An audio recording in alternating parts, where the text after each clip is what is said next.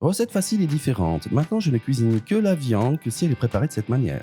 Cliquez déjà sur le bouton j'aime puis laissez vos commentaires sur cette recette. Commencez par hacher une carotte pelée, coupez-la en fines rondelles comme je le fais ici. Mettez de côté. Ensuite, hachez un demi-oignon moyen, coupez-le en fines lanières et mettez de côté. Maintenant, hachez un poivron vert entier. Commencez par couper les extrémités puis retirez tout le cœur et les graines.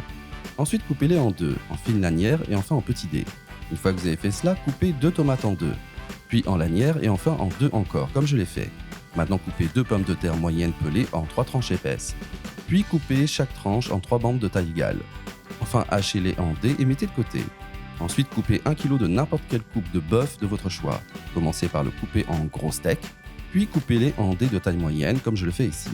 Une fois que vous avez haché tous les ingrédients, dans un sac de cuisson au four de 41 cm sur 33, placé sur une plaque de cuisson, commencez par ajouter toutes les pommes de terre. Ensuite, ajoutez les rondelles de carottes, les quartiers de tomates, les lanières d'oignons, les dés de poivrons et enfin la viande.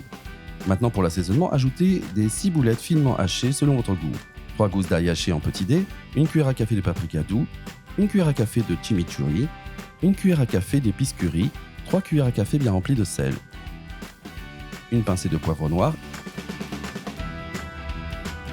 et mélangez très bien à la main pour que toutes ces épices s'incorporent au reste des ingrédients.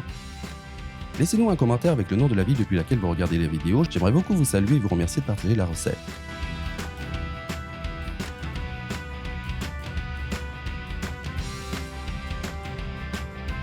Maintenant, fermez le sac de cuisson au four en le scellant et faites cuire dans un four préchauffé à 180 degrés Celsius pendant 50 minutes.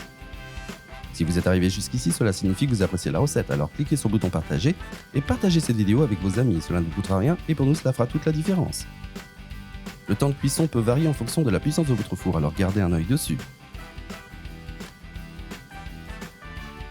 Après ce temps indiqué, la viande est déjà rôtie. Retirez du sac de cuisson au four et transférez tout sur la plaque de cuisson.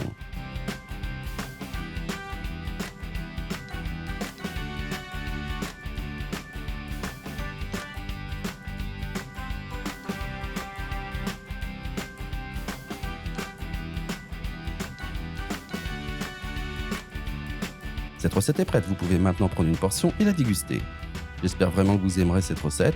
Maintenant, je vais retourner dans la section des commentaires et continuer à répondre à tous ceux qui m'ont laissé le nom de leur ville. Et les remercier d'avoir partagé cette recette. À la prochaine recette. Au revoir.